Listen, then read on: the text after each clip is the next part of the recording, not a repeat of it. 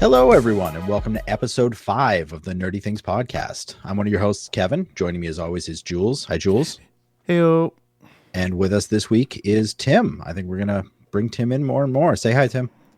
What's up, guys? Hello, Kevin, Julian. Heyo. So there we go. I know we did like a first hey, let's get to know Jules and Kevin. Let's get to know Tim, because I don't really know Tim that well. I don't know him as well as Kevin. So what, awesome. Tim, what are you? What do you do? What am I? Yeah, what are you? I'm a human, much like you, Jules. Okay, Jules the cool. human. Yeah. Awesome. Thanks. I didn't know if you were Craig or not, because there's a Craig in our thing, so. No, he's a bot. I'm a human. Okay. Cool. I'm a human who works with Kevin. Mm-hmm. We are both in sales. So I kind of talk for a living, so this is just an extension of that. When Kevin and I were first talking about doing a podcast, and then he kind of stole the idea and teamed up with you. Oh boy! Oh, yeah. Is there some deep-seated hate there? Nah. Oh, I hope so. I really hope so. Me too. Kevin and I get along in all things, especially when we fight. That's why one of the reasons why I'm here to do this is so I can fight with people and make things interesting, but I hold no grudges. So you should know that about me. That's exactly it. I mean, I wanted to bring Tim into this because of the fighting, because of the fact that, like he said, we don't hold grudges, but we have totally differing opinions on a lot of different wacky shit. Mm-hmm. I would say that the other thing, is I'm a little bit more on the mainstream in terms of the whole nerdy stuff.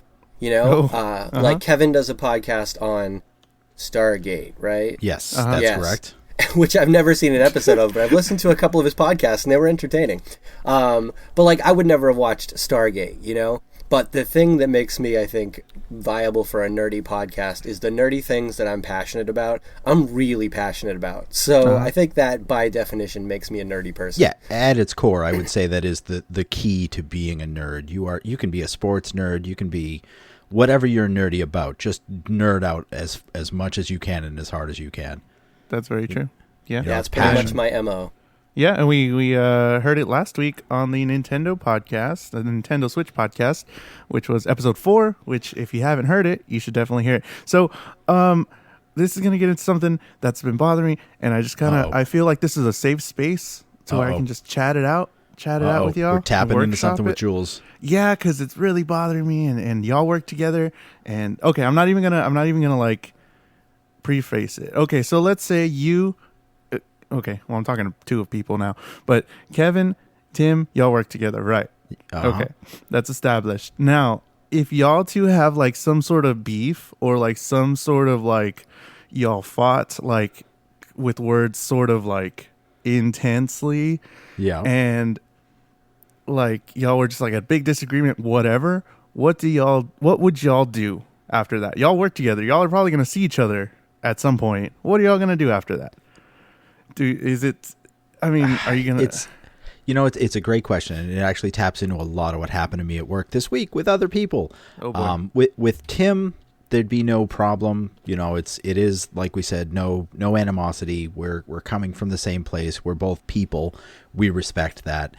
There are other people that I work with that, quite frankly, I pretend don't exist on this world, and that is the only way I can deal with them. I ignore them, and quite frankly, they ignore me.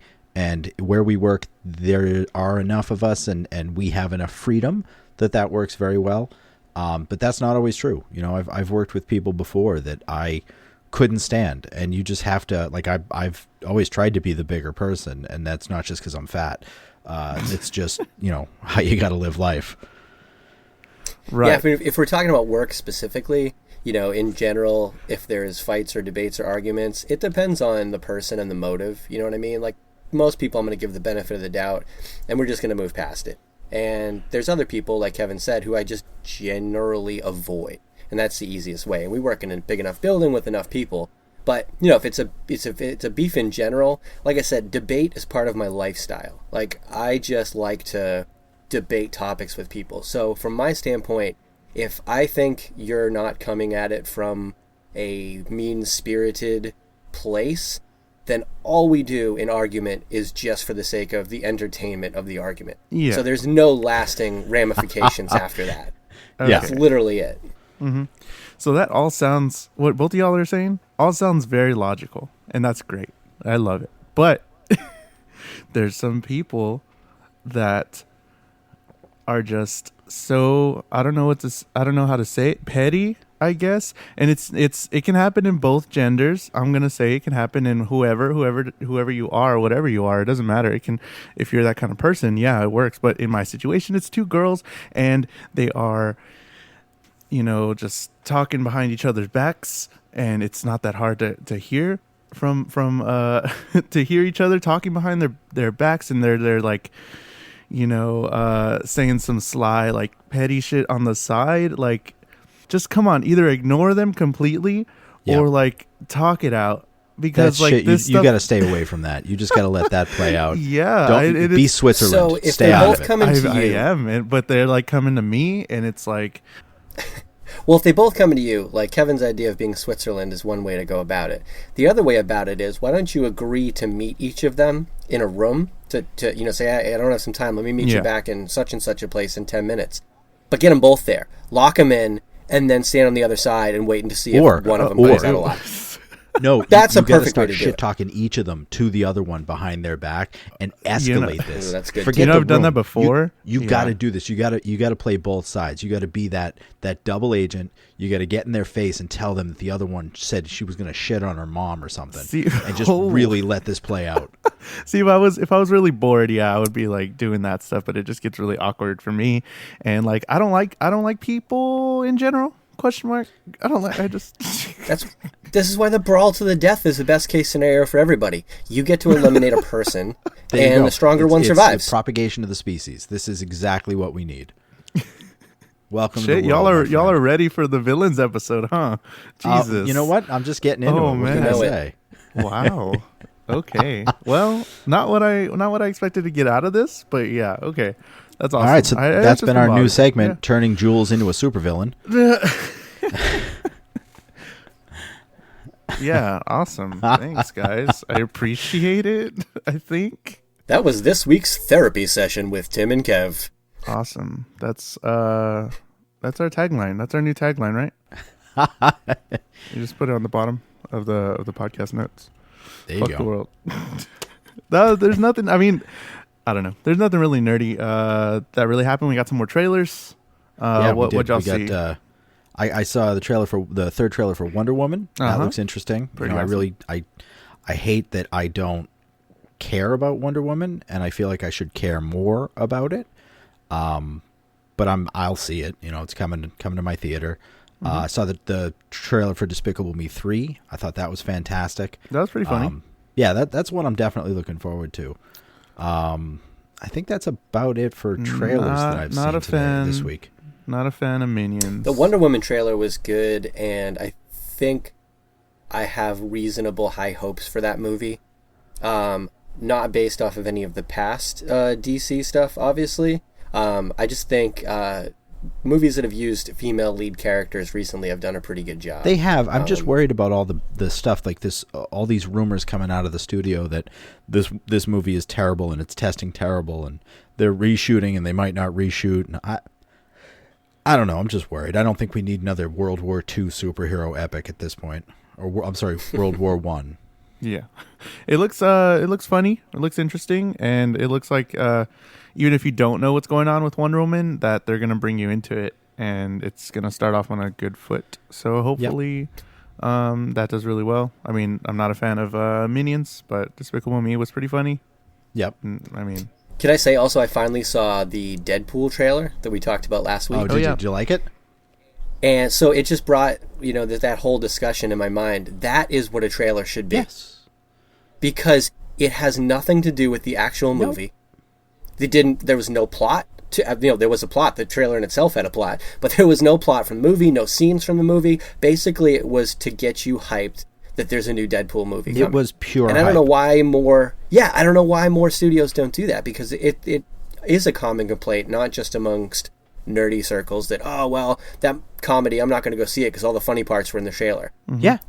They shouldn't be doing funny parts in the trailer. If they're going to do a movie with like Seth Rogen and Jonah Hill and Zac Efron, don't show me the movie because there's only going to be so many funny parts. Yeah, sit those three guys down together and have them riff on each other about the new movie they have coming out. That's like what will get people excited for it, and still, have some mystery left for when Mike and Dave need wedding dates for their cousin's third wedding comes out. I hope they make a sequel to that, by the way. That was actually a pretty funny movie. Really? But they should. I did laugh at that. Deadpool and their marketing for Deadpool 1 was absolutely fantastic. Recutting the trailer to look like Valentine's Day movie. Mm-hmm. That was amazing. All of the weird off-the-wall stuff that they did was just spot on. You're right. That's what we need more of. Guys, it's because Ryan Reynolds is a genius. I think it was all just Ryan Reynolds being himself. And he was just like, it is. Yeah. Last week we talked about if they did a Tomorrowland and there was just a bunch of Clooneys there. Yep. I said I'd be okay with that. I would be perfectly fine if there was just a Deadpool world with a whole bunch of Ryan Reynolds. That's pretty funny. There's certain guys that, I have no part, shame in saying, yeah, those guys are cool. Oh, you know what the other trailer I saw? The other trailer I saw this week was Baby Driver, which is not a sequel to Boss Baby, so that's good. You guys see that trailer at all? No, I heard about it, but I haven't seen it. No. Yeah, it's the new Edgar Wright movie, so it's Shaun of the Dead and the start of Ant-Man and all that. It's actually looks pretty fantastic. It's got the kid that was almost Han Solo in it from Fault in Your Stars. I actually think it looks pretty good. I read about it. Yeah, there you go. Yeah, okay, yeah. It looks like what Driver with Ryan Reynolds should have been more of. Driver, you mean with Drive? You talk about the guy from La La Land, not Ryan Reynolds. No, not Ryan Reynolds. Oh God, Ryan Gosling, Ryan the Goose. Thank you. Right. I was like, okay. Yeah, when's he gonna grow up and become the actual Goose? He's still a Gosling? Never. Guy hasn't aged in 12 years. I know, seriously. Sorry, you know what? My brain just doesn't have enough room for men's names. It's just guys that look better than I do. So they're all in one lump category. Yeah, at one point I'm going to call you Ryan Reynolds. Don't worry about it. I was going to say, Kevin, I'm surprised you know my name. I mean, yeah, I'm looking at his IMDb. Drive, Ryan Gosling. Yep. Yeah. I actually enjoyed that movie for what it was worth. No, it wasn't a terrible movie. I just felt like it wasn't enough of the movie that I thought I was getting when I went to see it. Gotcha. I felt like it should have been more of itself. I mean, from the trailer, once again, it was basically a guy with driving gloves on. I don't know what you were expecting. Well, I was expecting a guy with driving gloves, and I got it in spades. From the name and from that, I was expecting a little more driving than, like fighting in the elevator. It was mostly the driving gloves. I mean, really, put them on a lot. That's all they really promised. He did, and he did fight in the gloves. I'm you know what? I'm 100% behind you on that. But I just felt like it should have been more in a vehicle, driving the plot forward. But I just didn't get. Ooh, I like that. I like that one. Driving. Funny. Thank you. Forward. Anyways, let's drive this podcast forward. What into? I don't fucking know. That's what all. A transition. Yeah, that's all I'm horrible at transitions. That's why I pay him. Great. Yeah, that's why I get paid. I get all the big nerdy bucks. That's what we're calling them, nerdy bucks. Yeah, let's go. Let's get into our main topic. Last week we decided on 5 favorite supervillains. I got a big list here. I'm sure y'all got some lists too. We're gonna. What I wanted to do first was, I guess, kind of let's talk about what makes a supervillain a good one, or like a memorable one, or all the different ways that they sort of became our favorites, and then we'll start going into actual people. So one kind of characteristic that I do really love about a supervillain that can happens a whole lot is when they know that in their mind that they're doing the right thing, and they can almost they're the superhero to their own movie, and they have very similar qualities to the the good guy, the protagonist, and it's like, oh, if he steps one toe to the left, he is the good guy, but he's doing some other stuff. So that I like a supervillain that kind of toes the line between like, oh, I like this guy. He's good, but he's doing all the worst possible things. Yeah, it's that slippery slope stuff. You know, it really humanizes them. Mm-hmm. It shows that there's flaws in heroes that can create those villains. Mm-hmm. So I kind of like that too. You know, that's one big thing. I like when they have you're like, you know, expanding on that, when they have the motives, they know they're doing wrong, but they're doing wrong for the right reasons. Mm-hmm. You know, to save their family, to, you know, save the world by becoming the villain, almost like Batman did at the end of the second movie with Christian Bale. Mm-hmm. You know, it's interesting when you have that.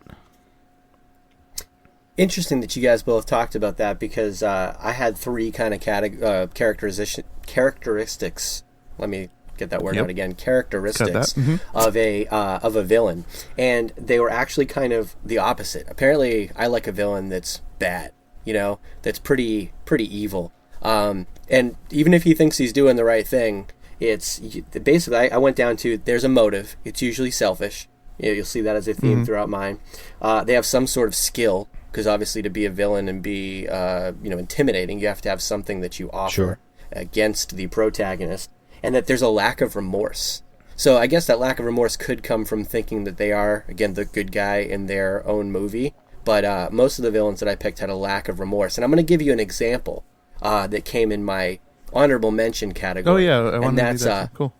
Wolf the Dentist Stanson from Mighty Ducks 2, the coach of the Iceland team. So his motive is completely selfish. All he wants is notoriety. And he's abusing children, both physically and psychologically, in order to get that notoriety.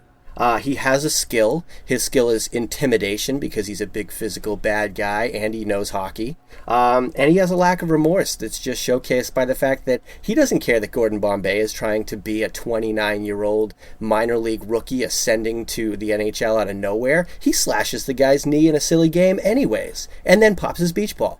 I mean, it's pretty bad. So that's the kind of villain that I like. You know, somebody that's got all of those, you know, categories mixed into one. And he didn't quite make the list, but Wolf the Dentist Stanson is one. Definitely not the first villain that I thought would be named on this podcast, but all right. Nope.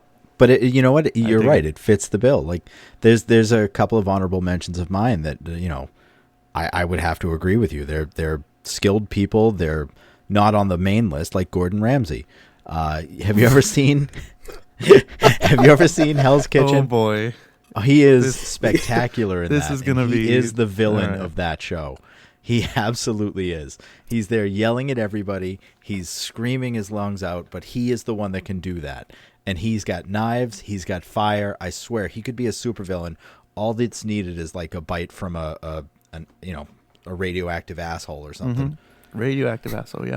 How do you guys feel about just like those bad guys that just want to watch the world burn, that just like it, that just do it for you know, we don't really get the whole, you know, backstory or anything. They're just doing the thing just because it's creating chaos and they like it. I mean, do you think that's like there's not a whole lot of substance to that, or do you kind of enjoy that sort of you know, anarchy sort of thing? I mean, done right, I think that anarchy can be fantastic. You know, again, Batman, we've got the Joker. He was absolute chaos in human form. And, you know, he actually made my list here, but it depends on which incarnation of the Joker you're going after. But he's absolutely mad. He's skilled in chaos. He creates chaos. He inspires fear, both in person and through chemical modification. I think he's great. Spoiler alert, the Joker's on my list too. Well, a certain incarnation of the Joker. Yeah. And it's the same thing. Like, his motive in my mind is pure entertainment. You know, he just loves watching crazy stuff happen. And that's his evil motive. And then, you know, again, played right, I think that's absolutely beautiful and entertaining. So yeah, 100%. I think we should get into an honorable mention sort of thing, because I do have a few as well. A few people that aren't quite like my favorite, but they're worth mentioning, I think. I'm going to go ahead and say for my honorable mentions, and if you guys agree or not, like let me know. But I think the three like main iconic horror movie people, Jason Voorhees, Michael Myers, and Freddy Krueger. I think those three kind of get lumped together for me in general, and they are great. It's just kind of like relentless, scary. It's an interesting story that they tell with all these movies. They each are a little different in their own right, but they do, you know, I don't know, do bad shit, and it's great. What do y'all think? You know, that there aren't any teenagers out at Camp Crystal Lake that are you know, alive now because of Jason, and I think that's spectacular. I really respect him for putting himself out there and protecting us from all of these teenagers that just smoke weed and have promiscuous premarital sex. So, you know, he's a hero, and I mean, a villain. He's a hero in your story. He's a hero in Kevin's mind. Rids us of the dumbest of the dumb. Let's get rid of him before I have to work with him. So yeah, for me, those three get kind of lumped together. Honorable mention, honorable villains in their own right. Yep. I mean, for me, it would have to be the aliens from the Alien franchise, just because they're mindless, you know, eating, chaotic, fantastic thing. They're, you know, consumerism given form. I'd have to say it's probably also, and I'm sad that he didn't make this list in the full 5, but Ramsay Bolton from Game of Thrones is just evil for the sake of evil. And I love him, but I hate him so much. You love to hate him. It's great. Yeah. Oh, absolutely. Every second of it. Tim? Yeah, that'd be that, and Gordon Ramsay would be my 3. Well, I've already given you one of mine. I've also got Trump on my outskirts list. I had him too. Only because it really looks like he is a legit supervillain, like a real world supervillain. I'm just hoping that's not the case. So I'm not putting him in there yet, but let's give it 4 years and see what happens. We're watching the origin story right now. That's what's going on. Yeah, all right. Let's see. The other one, so in the Scream movies, oddly enough, if you've seen the third one, it's the half-brother of Sidney. This guy makes other people dance like puppets for like 15 years, only to try and kill her himself just because he's jealous that his mom chose her over him. Okay. That's diabolical. That's evil, and that's patient. It's a long game he was playing, that's for really sure. I mean, he gets high school kids to do his bidding, and then couldn't even have predicted, but he gets one of the high school kids' moms to do his bidding. Yep. That's just a byproduct of the first one, and then finally tries to take it on himself, but basically just because he's jealous. What else did I have? Oh, in Pitch Perfect 2, the 2 lead singers from the German a cappella group, their desire to dominate the world through vocals is pretty intense, but they're also extremely entertaining.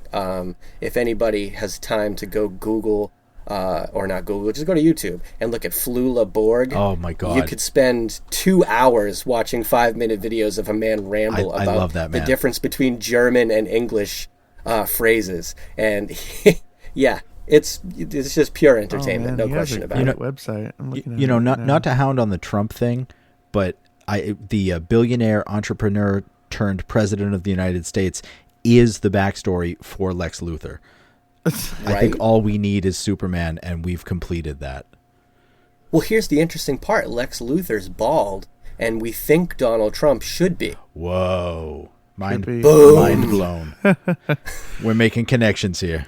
I think it's also fun when like animes, some animes do like, or it's prominent in animes, but they probably do it everywhere, where like their supervillains are kind of like something from like old lore, like the 7 Deadly Sins. I know in what was it, Full Metal Alchemist, they did that, where they're fighting the Ouroboros, and it's like the 7 Deadly Sins. Each one of those, greed, gluttony, and all that stuff, were incarnations, and they would have to battle them. I know some other animes, a lot of other animes do that, and that's always fun. I like when they kind of do that, because it's like, oh, hey, yeah, it's something you can relate to. You know these sort of things. I mean, even like the Four Horsemen of, they do like incarnations of that, and that's always cool.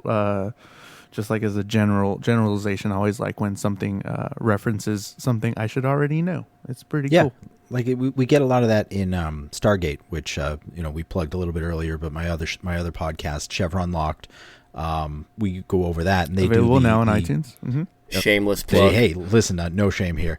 But they're fighting the ancient gods, and you find throughout their mythos different incarnations of that. So yeah, I'm with you on that. I hate it when you have, and this is my biggest complaint with the Flash TV show now, where the only one that's a threat to the Flash is other people with his exact power set, only better. And so it's not that they're smarter or that they're better equipped for it, it's just that they're faster than him. And I hate that, like, every enemy that the Arrow goes up against is an archer. It's like there's more than just archers out there. There's this thing called a gun that was invented recently. You may want to look into that. Yeah. Just little things like that just kind of take me out of it. I'd rather have, like, I love when Marvel Comics, where all of the villains that you have there, yeah, there are some with the same power set, but they fight so many different heroes that it's not always true.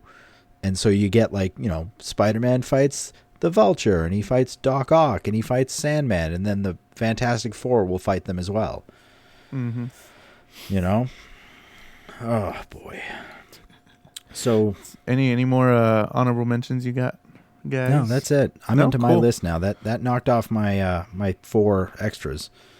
So cool. So what I think we could just go around the table, I guess, and we'll say one, go to the next one, and then we'll kind of take everybody's sort of I don't really have them ranked because I don't know. Yeah, I could rank them, but they're so different. Yeah, on I just my did list. 5. Yeah, I came up with 8 and then decided just now that 3 of them were not on the top 5. Yeah, so we can go around and name one. If somebody names one that we already have on our list or whatever, and then all the ones we name, we kind of discuss, I guess, which ones are our favorites. I mean, they don't even have to be like the worst supervillain, just like our favorite ones, because our favorites could be just mild. Yeah, my list, I think, wasn't just based on like pure evil. It was also either that, like, are they just super amazing bad guy because they're pure evil, or is their evil entertaining? Do they provide entertainment to me? But I also, the other thing I took into account, and I don't know how you guys did this, but I want people to enjoy listening to the podcast, so I didn't want to go into anything that was like too fringe or unrecognized. Oh no, I don't want. So I decided to stay more in the mainstream. I don't want anybody to listen to this people at all. Be familiar with. No, please don't. Please shut it off right now, because this is not for you. If you're listening, stop. We just did this so we could talk to each other. But okay, yeah. I kind of stuck with some notable ones and some of my personal favorites that maybe we can, or if y'all know about it, but people that are listening, check it out. So who wants to go first? I will go first. Heisenberg from Breaking Bad has made my list. He is one of the most despicable people, but to Tim's point, he is so entertaining to watch that I couldn't leave him off this list. It's not Walter White, it's actual Heisenberg. Thoughts? See, I didn't get beyond 3 episodes in Breaking Bad because I couldn't decide who was the bad guy.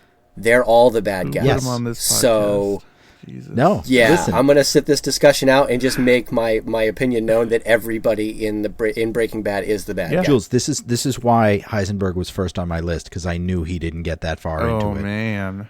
And I absolutely had to poke at him with this, because Heisenberg is, without argument, the best villain on TV. He is a fantastic villain, and it's just, I loved watching him transition into it, and you can see it, and then his I don't want to I don't know, spoil it, I guess. Full spoilers. Full spoilers. It's Breaking Bad. It's been off the Yeah, air now for a few years. yeah. There's no spoilers. Until his like ultimate demise, like it was just a great arc to see this super power just grow into this villainy, and it's just fantastic to see him on top, and you want him to be on top, but then you don't because it's horrible and it's drugs and all that nonsense. Yeah, he's despicable. He's doing all the worst things. But he was who I had in mind when I was talking about doing it for their family. He is doing this to raise money for his children and his wife so that when he dies from cancer, they will be okay. And it starts off from such a small in his head, place. Yeah, in his head, it's right. In his head, he's doing good.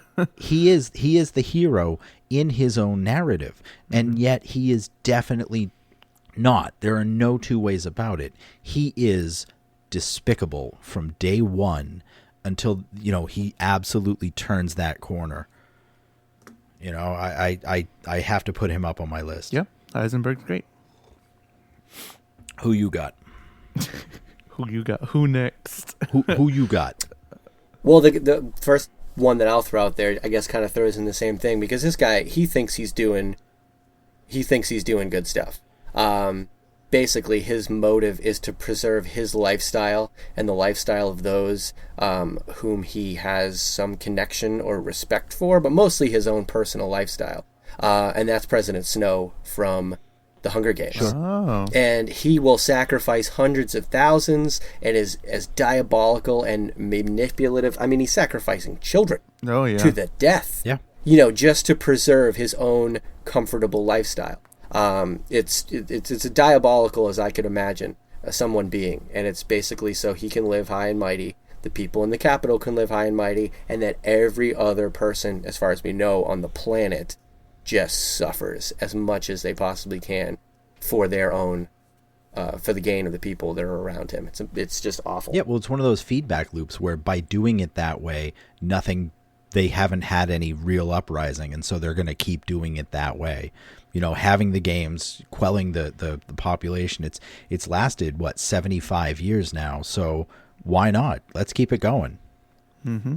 Absolutely, but the amount of selfishness and the amount of self-preservation there is to the nth degree. And the thing that I like about him is he is so quietly evil.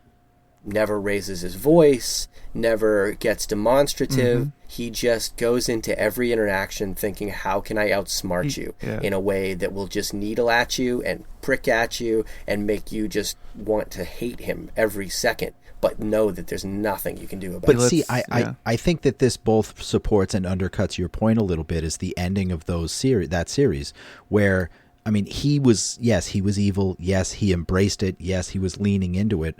But that is also a fact of the Office. You see that when Katniss decides that she's going to, eliminate the next in line and go from there. It's power corrupting. That absolute power that president has is what's the problem there, not necessarily the person itself. It certainly is a contribution, but he is so over the top in it, I think. As good as probably as much of a dictator as Coin would have been if she had been appointed, she wouldn't have been as malevolently evil. Is that the word I'm looking for? Yeah, sure. Wouldn't have been as evil in a selfish way as Snow was. She would have at least had an idea that she was doing something for the good of a large bulk of people. His motives were for his own good and a very small circle outside of that, if there even was it. All right. In my opinion. I like it. You're entitled to it. Always. So, you got, Jules? So kind of going off of like the same kind of villainy that President Snow had, one of my favorites, I just love it, is Jigsaw from the Saw franchise. That's one of the ones on my list. Yes. Yes. He just builds this fantastical world of just mutilation, and on the surface, all the Saw franchises are gore and blood and all that stuff, but really it's a weird sort of relatability that he brings to it, because he wants to help these people see life for what it is, and to make them realize that they're taking advantage of all the things that we have and everything. And I almost agree with that. I almost agree with what he's doing. I mean, I don't agree that you should fucking put people in traps and all that stuff, but like his idea, well, that's kind of why I brought up that point where it's like you can kind of see where he can be a good guy, but then he takes it too far and he goes ridiculous with it. But it's like, oh, like he went through this whole process, and then his life has changed, and he loved his life so much more because of everything that he went through. And then he puts these people, and he's brilliant at it. He's intelligent. He died a long time ago. They're making another one. He has people set up to build and go off of everything that he's built already, and it's just a ridiculous just trap that he set for years and things like that. I mean, it got kind of ridiculous when, it was like in 3D and all that. But at its core, he's a fantastic villain where he thinks he's doing great. And if you don't value your life enough to survive, then okay, you're going to die. And that's it's like the philosophy of Fight Club. Not only do they have the animalistic fighting that sort of brings out the humanity in the characters, but you also have those scenes where Brad Pitt takes the license of one of the guys in the I don't know, I forget where they were, a diner or something, and just basically explains to you that this guy is going to appreciate his life from now on, now that he's given it back to him. Mm-hmm. You're absolutely right. It's sort of wakening that animalistic beast inside. Yeah, and Tobin Bell does a great job. That's a good call, I think, with the Saw movies. But I wonder, how many people, when they're seeing that, are just focused on the blood and gore, and they're not seeing the flip side of that. Oh man, so very insightful. Yeah, I don't think a lot of people come away thinking about that kind of stuff. No, I was terrified. My wife and I saw that in Revere, which may not mean a lot to most people that are listening to this, but we went to a theater in Revere and we saw that movie, and people were absolutely cheering for some of the most graphic, horrific stuff in the first Saw movie. And my skin was crawling, and I can't go back to Revere at all now. That's really weird. Yeah. No, I mean, I was happy for a completely different reason. Like the first three are fantastic, and I cringe at whenever some of the stuff that goes on. I hate watching that. It makes me weird, but like I smile at like how brilliant this man is. I mean, that sounds bad, but really he has the way they set it up, it's so intelligent, and his ideas are fantastic. So that's why I think he's a really good villain, because I can almost agree with him, but not really. There you go. Well, since good call, Jules. Since Jigsaw was also on my list, why don't we skip me and go to Tim? Well, I guess in the same vein of being intelligently horrible, I've got Hannibal Lecter. Ooh. Okay, cool. I mean, motivation is essentially just his own desire to pick people apart and see people suffer, and to weed out basically the animals that he doesn't think are worth being called humans. Yep. That's the thing about Hannibal Lecter is the people who he keeps around him, the people who he entertains, are the ones that entertain him. Are they smart enough? Are they strategic enough? Do they offer insight to him? If they can offer those things intellectually, he sees you as an equal. Anything other than that, you're just a brain for consumption. That's awesome. Nothing more. I haven't watched the Hannibal TV show. Either of you seen that? No, I heard it's really good. Yeah. Couple episodes, but not much. I did hear it was quite good, though. Yeah, I have to go back and watch it at some point. My wife's cousin rants and raves about that thing. Awesome. Yeah, I mean, Silence of the Lambs, I think, is one of the great movies of the 90s, and one of the biggest reasons why, obviously, is the character and the way it was portrayed, or portrayed, I mean, in the film. So yeah, it puts the lotion on its skin. Puts the lotion in the basket. I heard there's some trouble with that house, like trying to sell that house after it was shot there. I'm sure. You don't say. Yeah. Oh, I don't know. I can't imagine why. I love Anthony Hopkins. Oh man, I'm gonna add something to my list because I thought Anthony Hopkins is the new villain for Jules. Well, yeah, him as the actor. Yeah. No. here. What do you got, for it, Jules? Kevin. What's next on your okay, list? Me? Sure. Yeah. Hold on. I was gonna say, let's go with this one. I have a few. I'm just going to go out and say it because I love the Harry Potter franchise. Everyone's going to know what I'm going to say. Lord Voldemort. He's fantastic. I'm with you. He's Sure. On my list. He's a fantastic villain because he is sort of pure evil. He wants... I mean, it could be attributed... they did give him a backstory, and it could be attributed to his, troubled childhood and all that stuff. Him not being loved or whatever. His love for the dark arts. Just trying to be impossibly... or what am I trying to say? He's trying to be unkillable. Try to be invincible, live forever, those sort of things. The 7.5 Horcruxes. Yeah, all that.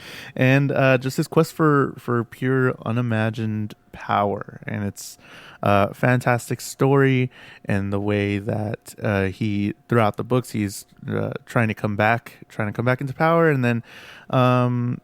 it just doesn't go his way in the end. But he was a fantastic. Because in true supervillain form, he is completely incompetent. So he's got that going for him.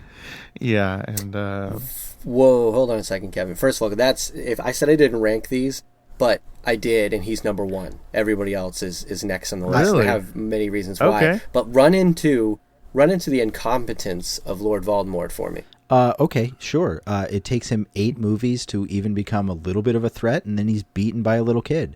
So where's his competence?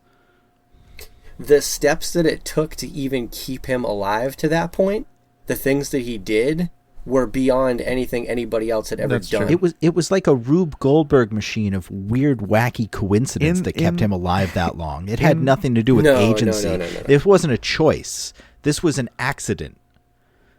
I mean, in the scheme of things, people have made a Horcrux for themselves maybe one time, and then he split it into 7 times.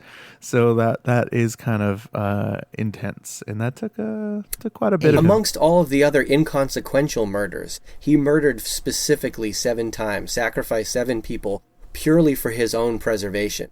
And part of the pure evil in that is that normally people have a motive for self-preservation. His is only himself. He has no friends, no ties, no emotional connection with any other human being whatsoever.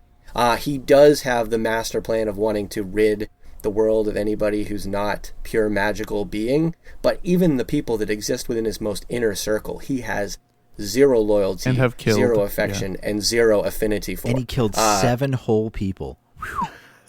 7 whole people purely for his own preservation, for no other motive but for his own personal preservation, not in self-defense, not under attack, but to go out and seek someone to destroy for his own personal preservation. There was who knows how many other countless inconsequential murders that he did for pure enjoyment or defense or whatever, but he went out and sought 7 specific people just as a sacrifice. 7 human sacrifices. 7 random people that he didn't have to meet before then, that he just needed their life force from. Heisenberg watched his partner's girlfriend choke to death, and I know you don't know this, but he watched her choke to death and could have saved her, but didn't because it was more convenient for him if she was out of the picture.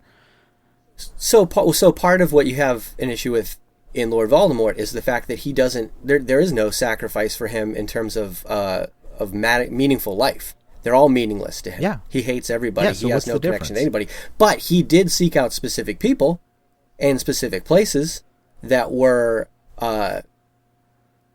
sentimental to him in some way, and they were revengeful killings in certain ways. So there was a lot of thought put behind that. But the magic and things that he does are beyond what anybody else had tried. The motives that he has are more evil than anybody else that I could possibly imagine. They're more selfish than anybody else I could ever imagine. And not only that, but he does it with a bit of theater. For a guy who really has no human interpersonal connection, he's got this flair. Little bit of theatrical flair about him. I mean, especially in the movies, that one part where he's facing Dumbledore and he basically absorbs all the magic that he just threw at him and then just throws it back out there in a just ball of energy that probably nobody in the magical world's ever seen. I mean, he's got a little bit of showmanship involved. The way he flourishes his wand, things like that. He knows he's good. part of it is the validation from other wizards and witches that he is that good. He wants to prove it to people, and so he does it in a way that makes it also entertaining to watch, to read about, to hear about. I can't imagine a being more evil than Lord Voldemort. I will give you that he is the most evil being in that world, but I'm gonna have to disagree on this one, that he's not the most evil person I've ever heard of. Ooh. Well, I'm assuming the most evil person is on your list, Kevin, so who is it? Well, Kevin, you're next. You know what? This isn't top on my list, but this is definitely going to trump that. It's Kilgrave from Jessica Jones. Did you watch Jessica Jones, Tim? I did not. Did you, Jules? No, I have not. Kilgrave is he's played by Kevin wins this argument. by David Tennant. Yeah, and he is the most evil person. There, I've made my point. He has the abilities to basically make you do whatever he wants just by suggesting it. He will just say whatever he wants you to do, and you do it. And he uses this to kill people and to get his way and to not have to deal with anything. He has people walk off of ledges. He makes Jessica, once he figures out, because she's super strong, she can almost fly or jump, or they don't really make it clear, but he has her throw a woman in front of a bus just because.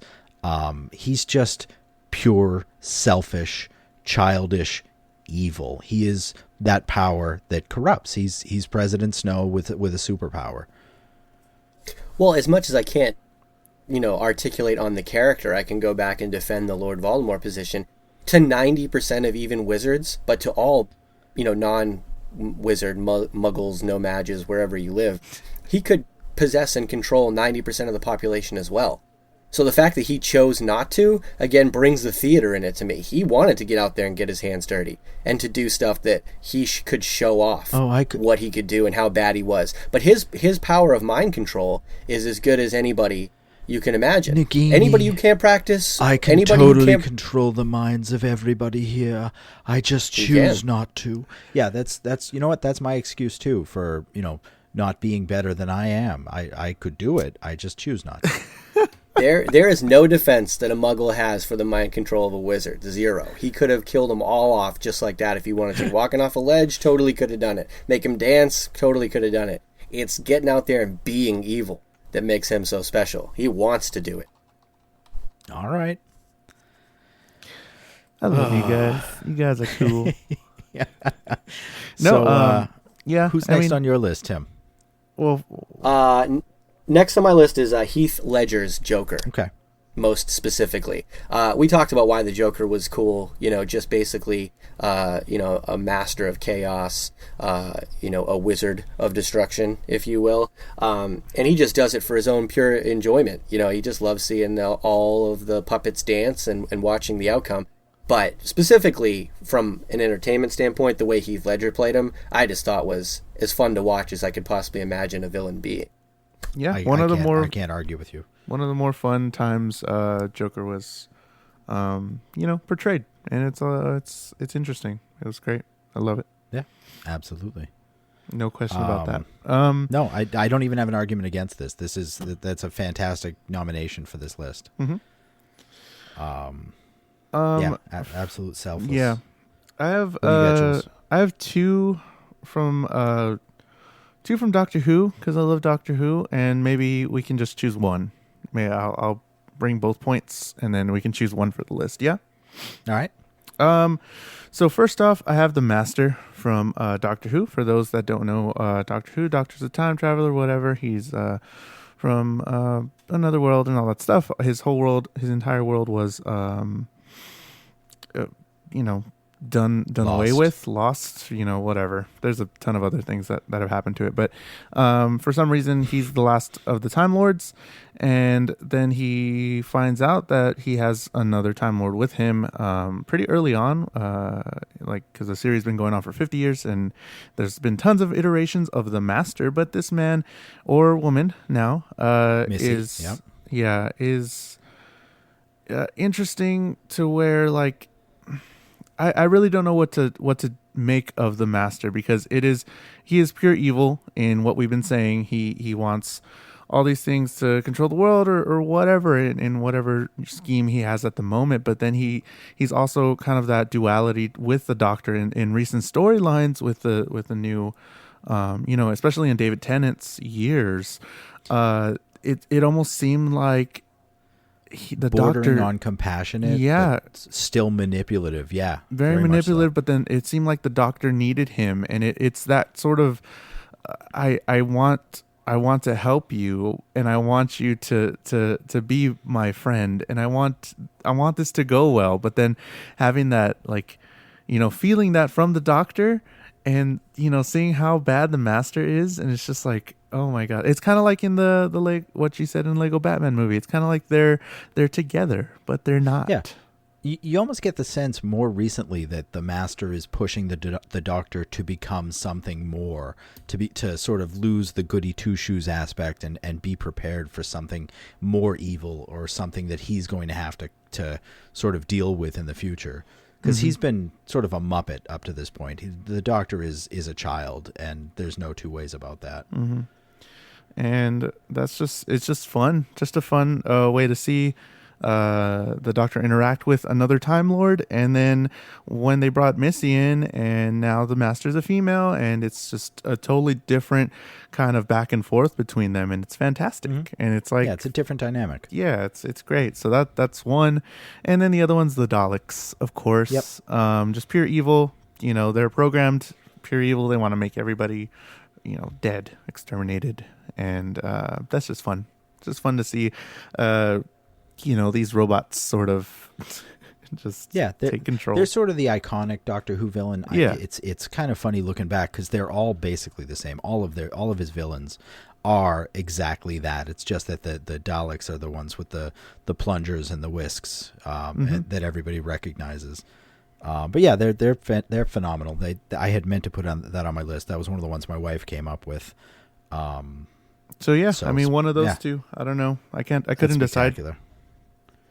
Not bad. I'd take either of those. Doctor Who is always great with villains. In that same vein, I got Moriarty from Sherlock on my list. I haven't seen the new season, but he is just very much as intelligent as Sherlock is, and thinking 30 steps ahead, and every piece of the puzzle laid out before him. And he is just pure evil as well. I love him. Interesting, Kevin. I was doing some, as you and I talked about the other day, I was kind of just looking up some lists on the internet of, great villains. I went by different categories so I could kind of dig into it a little bit. And Moriarty came up a couple times, and I guess I just didn't give it a whole lot of thought, as to putting him on my list. But those are great points. Definitely, somebody who counteracts the main protagonist really, really well. Yeah, he's has that evil bent. A foil for him. They're definitely equals. You have to wonder what Sherlock could be if he didn't devote all of his power to fighting Moriarty, or B, was pure good, because Sherlock in that show is just not pure good. He's more like Sheldon Cooper. And Andrew Scott played him very well. It was amazing in the newer Sherlocks. Oh yeah, it's just fantastic. Absolutely, very true. You have anybody left? Who's left? Tim? Let's see. I have one more. Yeah, I've got one more too. Want me to throw it out there? Yeah, what do you got? Yeah, Magneto. Okay. Yeah, I can see that. We really didn't have any superhero villains to this point, and I wanted to include one, and oddly I went to the X-Men universe, which is one of my least favorite, at least, of what I know about it, superhero universes. I was surprised there was nobody from Marvel listed or anything like that. Or I should say the main, Marvel story that we've been following. But Magneto, to me, comes down to, he's kind of similar to, I guess, President Snow to some degree. He kind of is just looking, or even Voldemort to some respect. He's a racist. Yep. And he's trying to preserve his own race, and he thinks he's the good guy in his own head, but does some pretty bad stuff to get there. And I think it's a cool power. You know what I mean? I mean, that's a tough thing to counteract in a lot of different ways. It really is. So I think what he has to offer in terms of how he goes about meeting his ends is entertaining as well. So there's a lot going for Magneto, in my opinion. No, and I think it's fantastic that like his flight is an extension of his power, because he's grabbing the Earth's core and trying to move the Earth, but can't. So it's making him fly, which is so cool. That's a phenomenal thing to think about. Magneto, I debated before putting him on my list, but he's just in the movies and in a lot of the comics, he's just in a lot of ways such a sympathetic character at times that I just couldn't put him on the list. You know, being raised, I guess, you know, wherever in concentration camp, separated from his family, they were all killed. You know, he's a survivor, he's a mutant, so he's a double outcast. I couldn't bring myself to hate him. You know, I love him so much. Well, I think that's I think that's part of what makes him a good villain, though, is the backstory, is how, like, we know how he got to this point. A lot of these villains, we don't know.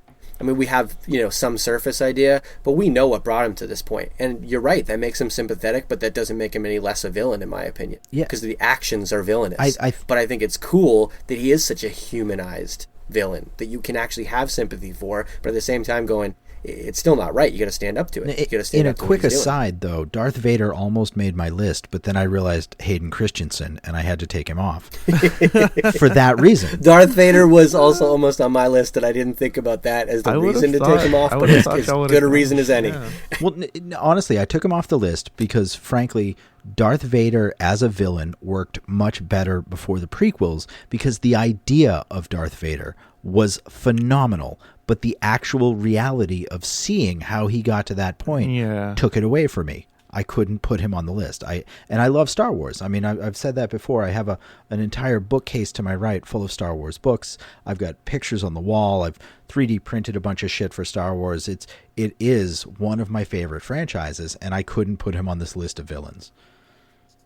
Wow. Well, that shows you how the backstory can go one of a couple of different ways. The more we know about him, I think you can kind of understand where they're coming from, and also you just make you not like him as much as well. So very much so. Jules, did you have anybody else on your list, or was that it? I had some other ones that I just I like Bowser just because he's cool. I didn't really want to just because I like the most superficial villain possible, but I love it. They go go-karting with him. They play tennis with him. Yeah. He is not a villain. I know, but he's fun. But he steals the princess all the time. No, they are really definitely doing it. She is cheating on Mario with Bowser, and it is just an excuse. It's never. Oh, Kevin just went there. Never explicitly. Just blew up Nintendo fans. Realities everywhere. Come on. Whoa. It's just aesthetic. Jules, when we promote this episode on social media, this is what you have to go on. Kevin says Bowser and Princess Peach are getting it on the down low. Yeah, I'm just gonna put a quote, and then Bowser's fucking there you Peach. Go. I backed that up. Kevin. Listen to the new podcast. Oh God. Bowser just because the last one I had on my list. Oh, you still going on? So does that make him an even more villain? I don't. That makes him an even worse villain. No, I think that makes Peach the villain. Oh, she's a villain too, but still, not only is he putting Mario through hoops, literally, and all that kind of stuff, he's taking his girl at the same time. That's low. That is so low. He's just trying to live in his castle. That's why it's so far away. He's just trying to live his life. He's not interacting with Mario at all. Wait, are all the Koopa kids part human? Yeah, that's why they're so different.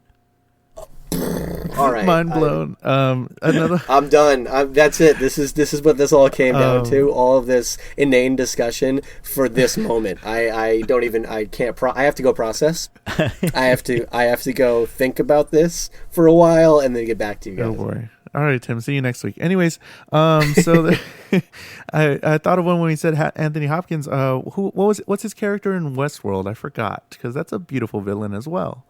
I think Anthony Hopkins just in general does villainy really well.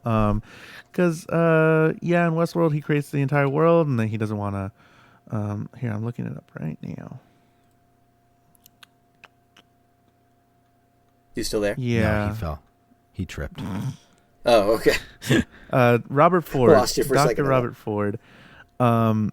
It's just amazing. I mean, this is just another one. I mean, I didn't really think he should be put on there, but he's just like has control of all these human robots, and he has his own agenda nobody really knows, and it's just so cool the way it unfurls. The entire story unfurls, and this beautiful villain, and it's just great. Who else did I have? Joffrey Baratheon, maybe, I don't know. Yeah, he was a small Game of child. He was a Thrones. petulant child. I didn't think Joffrey deserved to be on this list. That's why I put Ramsay in his place. Yeah. It just, the way he was portrayed in Game of Thrones, I love to hate him. It was great. Yep. And then one last one, Dr. Horrible from Dr. Horrible Sing Along Blog. If nobody's heard of it, it's a fantastic mini short movie. I don't know what to call it. It's on Netflix. Dr. Horrible Sing Along Blog. It has Nathan and fucking what's his name? Neil Patrick Harris. Nathan Harris. Fillion. Yep. It's Felicia Day. It's beautiful. It's a great musical, and it's really sort of fun. That online community of them. They're so big in just the weirdest things, Yeah, and it's last it's on my list one. was Venom from Spider-Man, not from Spider-Man 3, because Topher Grace can take a flying leap. That's why I took him off my list, because of him. Yeah, but yeah, actual Venom I think is by far one of the most interesting villains I have come across. He's just motivated by his own weird internal desires. It's sometimes he's a good guy. He's Venom, the lethal protector. Sometimes he's a bad guy where he's just wrecking house and eating people, like straight up just eating bad guys because they're bad guys. And he's just always trying to not kill Spider-Man necessarily, but definitely bond with him and maybe kill him. Which I think is great. He is. Let's be frenemies. Yeah, he's the one exception to my rule where he has basically the same powers as Spider-Man, but I think that he does it in such an awesome way that the two of them are evenly matched, and it's still interesting whenever they interact.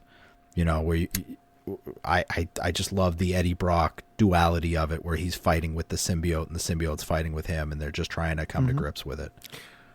Very cool. Good call. I like that one.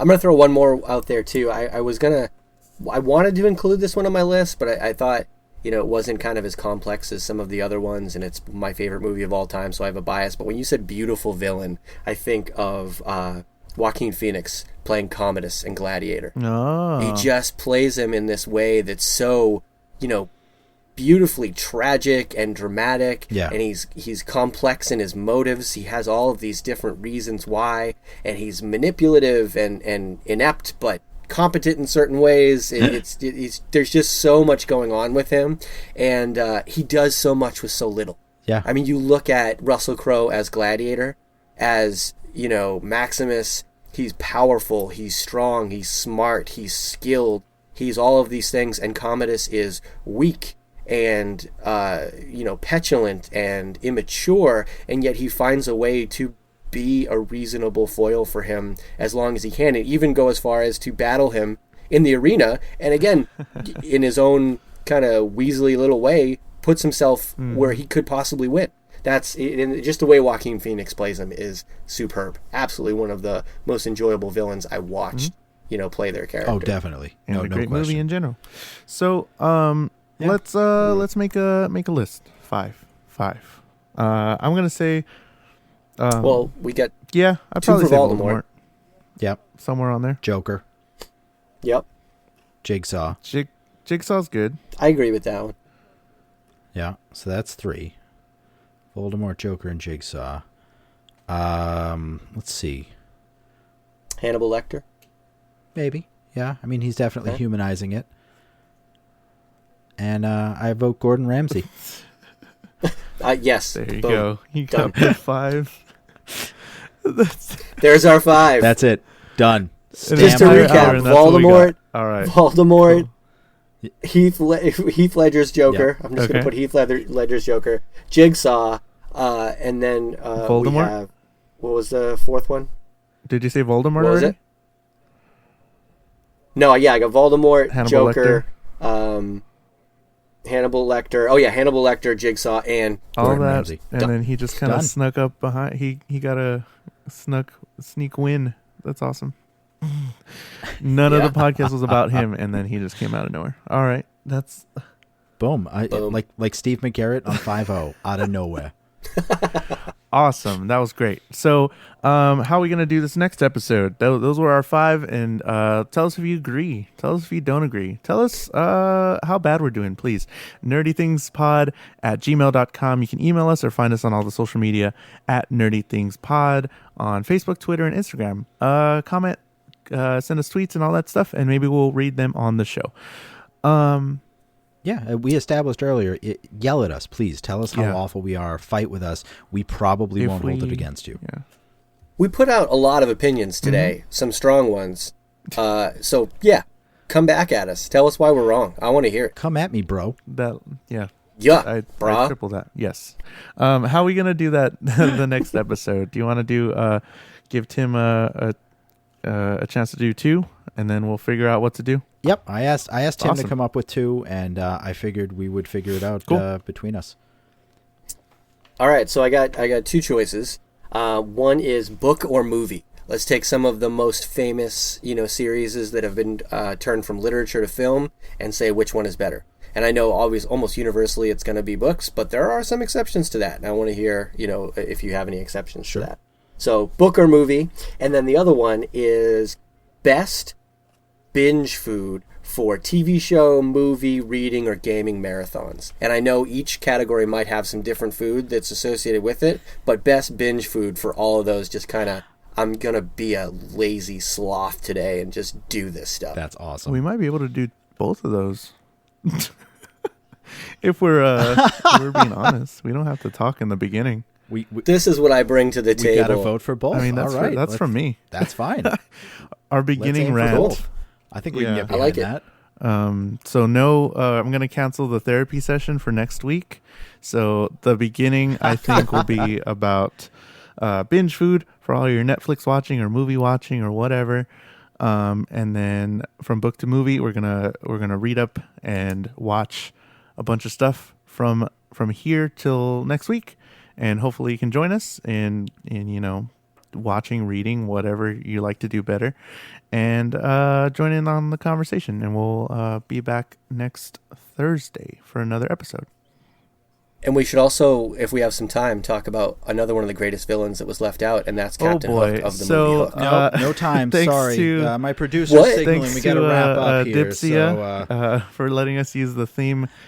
Friends Don't Let Friends. Go to TGI Fridays. You can find more music on adipsia.bandcamp.com. He just released a new album called The Stoic.